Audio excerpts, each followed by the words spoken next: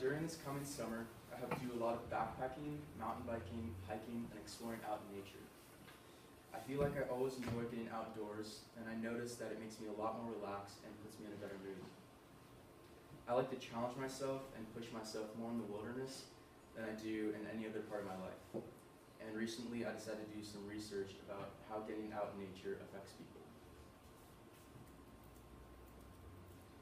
So I found that two psychology researchers, John Zelensky and Elizabeth Nisbet, wanted to know if nature stood out from other things that made us feel connected to life and gave us a sense of happiness. They asked people questions about how much they connect with nature, and they found out that people who had a strong connection to nature described themselves as happier.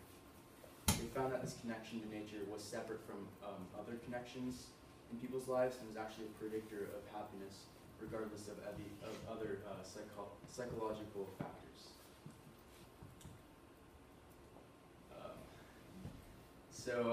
Researchers at the University of Rochester studied 537 college students and found that students who spent time outdoors or just imagined themselves out in nature consistently experienced higher energy levels and increased feelings of happiness.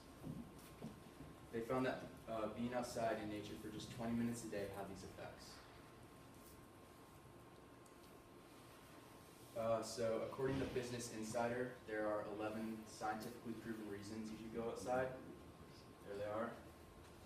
And I'm going to go in depth on two of them. Number 6, improved concentration, and number 8, possible anti-cancer effects.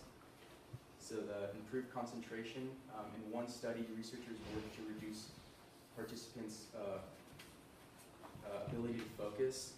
And so they had one group take a walk through the city, one group take a walk through nature, and another group just relaxed. And when they returned, the nature group scored best on a proofreading task. Also, the attentional effect of nature is so strong that it actually might help kids with ADHD who have been found to concentrate more after just 20 minutes in the park. So possible anti-cancer effects. Research on this connection is still in the early phases, but studies have suggested that spending time in nature may stimulate the production of anti-cancer proteins, and the boosted levels of these proteins may last up to 7 days. And these are some wilderness trips I've taken with my family. In 2015, my family and I went to Alaska, and we kayaked to this one glacier in Juneau and explored these ice caves inside the glacier. And in 2015, my family, my friends, and I went backpacking in Immigrant Wilderness and hiked up this crazy cliff to this incredible view. And in 2015, I went to Kauai with my family, and we went to the beach every day and hiked on some lava rocks. And the Yosemite Trek trip, going to Yosemite was my favorite part of Trek. On the trip, I felt more relaxed, and I was able to connect with my friends and people I didn't know so well because I was outdoors in a beautiful part of the wilderness.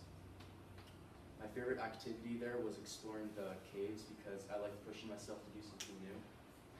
And it was challenging to squeeze through the tight spaces and adjust to the darkness in the spider cave. And I hope that pushing myself in nature will help me push myself more academically. And that's a quote from John Muir. All the